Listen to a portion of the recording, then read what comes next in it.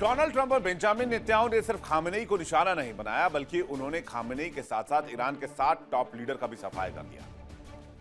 Iran के 7 top leader जो मारे गए हैं, उसमें पहला नाम अजीज नासिर जादेह का है। आइए देखते हैं और वो कौन से वो लीडर्स हैं जिनको निशाने पर लिया गया है।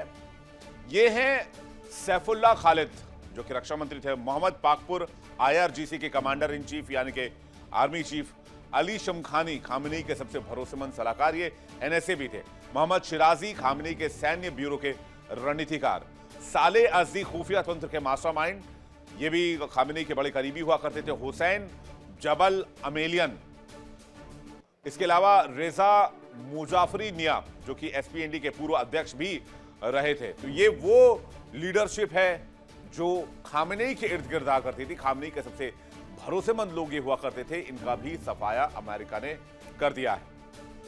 अब हमले की टाइमलाइन भी देख लीजिए। इजराइल में आज सुबह एयर रेड के सायरन बजे, तकरीबन 11:45 की ये बात है। ये उसके बाद ये कल की हालत बता दें आपको, नागरिकों को शेल्टर होम में भेजने को कहा गया। ये जब कल ईरान पर अटैक होना था उसका टाइमलाइन हम आपको बता रहे हैं। इजराइल के रक्षा मंत्री ने इमरजेंसी का ऐलान किया था कल दोपहर में लगभग 11:45 पर। फिर 11:57 पर तेहरान के कई इलाकों में धमाके शुरू हुए क्योंकि इजराइल ने ईरान पर अटैक शुरू कर दिया। ईरानी सेना के कमांड सेंटर पर भी बहुत बड़ा हमला हुआ था इसी समय में। इसी तरह से न्यूक्लियर साइट्स पर भी अटैक किया गया, यह भी जानकारी मिली। तकरीबन अभी तक 1200 बॉम्ब गिराए जा चुके हैं ईरान पर, जो जानकारी है इस वक्त उसके हिसाब से। तो क्या ये जो लड़ाई है खामेनेई के जाने के बाद खत्म हो गई, इसे खत्म मान लिया जाए, या IRGC और जो अब लीडरशिप है तेहरान में, ईरान में, उसका अगला कदम क्या होगा? बातचीत करने के लिए मेहमानों का एक बड़ा पैनल इस वक्त हमारे साथ जुड़ रहा है। हमारे साथ कैप्टन आशा शिंदे इस वक्त जुड़ रही हैं। बहुत स्वागत है आपका। DK गुप्ता विदेश मामलों की जानकार हमारे साथ जुड़ रही हैं। बहुत स्वागत है आपका। मल्लिका पांडे विदेश मामलों की जानकार, मोहम्मद हुसैन सूरतवाला, प्रोफेसर अल मुस्तफा अंतर्राष्ट्रीय विश्वविद्यालय ईरान, जहांगीर कुल्हड़ू भू राजनीतिक विश्लेषक हमारे साथ जुड़ रहे हैं। आप सभी लोगों का बहुत बहुत स्वागत है। सबसे पहला सवाल मेरा DK गुप्ता जी से है। DK गुप्ता जी, अब व्हाट नेक्स्ट, क्या देख रहे हैं? तेहरान क्या शांत बैठ जाएगा या फिर तेहरान और आगे बढ़ेगा? क्योंकि तेहरान के अंदर के हालात भी ठीक नहीं है।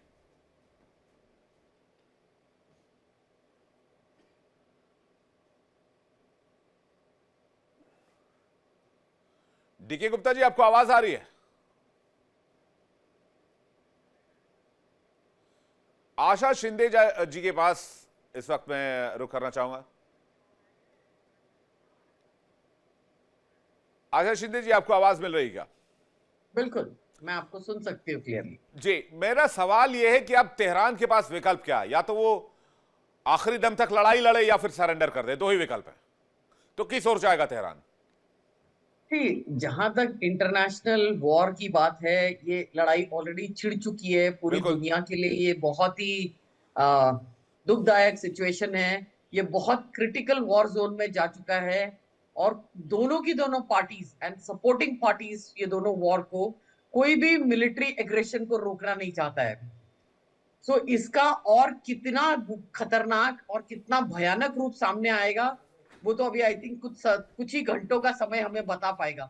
अगर 2 दिन के अंदर इतना नुकसान हो चुका है, जैसे 1200 बॉम्ब गिराए जा चुके हैं ईरान के ऊपर, तो उसकी की पूरी सिविलियन पॉपुलेशन भी डैमेज हो चुकी होगी, पूरा मिलिट्री बेस डैमेज हो चुका होगा। लेकिन जिस तरह से ईरान ने खमेनी की मौत के बाद जो बोला है कि वो बदला तो जरूर लेंगे, और वो ऑलरेडी अपने गुस्से को जाहिर कर चुका है अलग तरीके से। आई थिंक ये बहुत ही सैड सिचुएशन में जा रहा है पूरा का पूरा, और पूरी दुनिया देख रही है अभी कि ये किस तरह से कितने खतरनाक रुख की तरफ मुड़ता है। नहीं, लेकिन तेहरान के पास क्या है? ऐसी कैपेसिटी, ऐसा फायर पावर है कि वो मिडिल ईस्ट के सारे देश इंक्लूडिंग इजराइल, जो कि वहां पर अलग से मौजूद है, और अमेरिका की ताकत वहां पर मौजूद है, वो अकेले लोहा ले और लंबे समय तक जंग लड़े? ठीक, कोई भी लड़ाई में कोई देश अकेला नहीं लड़ता। हाँ। सो ईरान के सपोर्टर्स जो हैं वो भी बैकग्राउंड में जरूर सपोर्ट करेंगे, जैसे इजराइल को अमेरिका सपोर्ट कर रहा है। सो ऐसा हो नहीं सकता कि ईरान अकेला लड़ रहा है। उसकी सपोर्टिंग कंट्रीज उसको जरूर सपोर्ट करेगी। क्योंकि जब तक दोनों पार्टी स्ट्रांग नहीं होती, लड़ाई का मैदान संभालना मुश्किल होता है। मतलब आप कह रहे हैं रशिया और चाइना में यहाँ पे की एंट्री है, वो वहां से भी वेपन्स और बाकी चीजें आएंगे, और क्योंकि इंटेल्स तो आएंगे, चाइना इंटेल्स लगातार ईरान को दे रहा है। बिल्कुल। सो लड़ाई अकेले दो देशों की नहीं होती, उनकी सपोर्टिंग कंट्रीज उनकी बैकबोन बनकर उनका सहारा देती है और लड़ाई के लिए गोला बारूद भी सप्लाई करती है। तो ये चलेगी, ये जंग थोड़े और समय तक चलेगी। अमेरिका क्या करेगा? अमेरिका क्या वापस चला जाएगा? उसका टारगेट था, उसने खामेनेई को असैसिनेट कर दिया। बिल्कुल भी नहीं। जिस तरह से ट्रंप बोल रहे हैं कि वो दुनिया में शांति कायम करना चाहते हैं और पूरे ईरान को बर्बाद करना चाहते हैं, वो तो ये बोल रहे हैं कि उन्होंने बदला ले लिया इंसानियत का और पूरी दुनिया में पीस कायम करना चाहते हैं। आई थिंक ट्रंप की सोच थोड़ी अलग है, क्योंकि उन्होंने कोविड ऑपरेशंस किए हैं इससे पहले भी कई, जहां पे उन्होंने काफी बड़े बड़े लीडर्स का खात्मा किया है।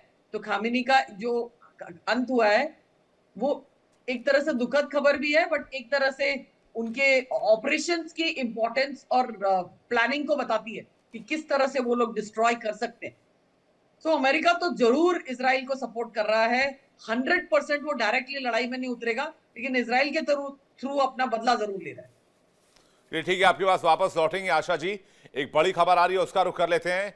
ईरान के विदेश मंत्री अब्बास अराक्ची का बयान सामने आया है। ईरान के हमले के बाद पीछे हट रहा है अमेरिका, अमेरिकी सैनिक बेस से पीछे हट रहे हैं। अराक्ची ने कहा है, हम पड़ोसियों पर हमला नहीं कर रहे हैं, हमारा लक्ष्य सिर्फ अमेरिकी ठिकाने हैं। ये एक बड़ा क्लैरिफिकेशन दिया है अब्बास अराक्ची ने, जो कि विदेश मंत्री हैं ईरान के, और वो भी टारगेट पर हैं, निशाने पर हैं अमेरिकी और इजरायली के। ये भी जानकारी मिल रही है। लेकिन इस बीच उन्होंने कहा है कि अमेरिकी बेस पर हमले की वजह से अमेरिका पीछे हट रहा है, और उन्होंने कहा है कि हम पड़ोसियों पर हमला नहीं कर रहे, हमारे निशाने पर अमेरिकी ठिकाने हैं, अमेरिकी बेसिस हैं, हमने अमेरिकी बेसिस पर हमला किया है, हमने पड़ोसियों पर हमला नहीं किया है, हम अमेरिकी ठिकाने पर अटैक कर रहे हैं, हम पड़ोसियों पर हमला नहीं कर रहे हैं और अमेरिकी सैनिक बेस से पीछे हट रहे हैं। यह अब्बास अराक्ची ने दावा किया। यानी कि ईरान जो है वो अब खुलकर इस मैदान में है और किसी कीमत पर अब पीछे हटने की सूरत में नहीं है। और इस वक्त मोहम्मद हुसैन सूरत वाला भी हमारे साथ जुड़ गए हैं। हुसैन साहब, बहुत जरूरी सवाल, क्या ईरान में सुप्रीम लीडर के जाने के बाद अब मामला बंद हो जाएगा, चैप्टर क्लोज हो जाएगा, अमेरिका का ऑपरेशन पूरा हो जाएगा, तेहरान शांत बैठ जाएगा, या फिर पूरा मिडिल ईस्ट जलेगा? देखिए इंडिया डेली 24/7 अब आपके स्मार्ट टीवी पर। इंडिया डेली मौजूद है सभी डिजिटल प्लेटफॉर्म पर लाइव और लगातार। इंडिया डेली 24/7 हर दिन राष्ट्र को समर्पित।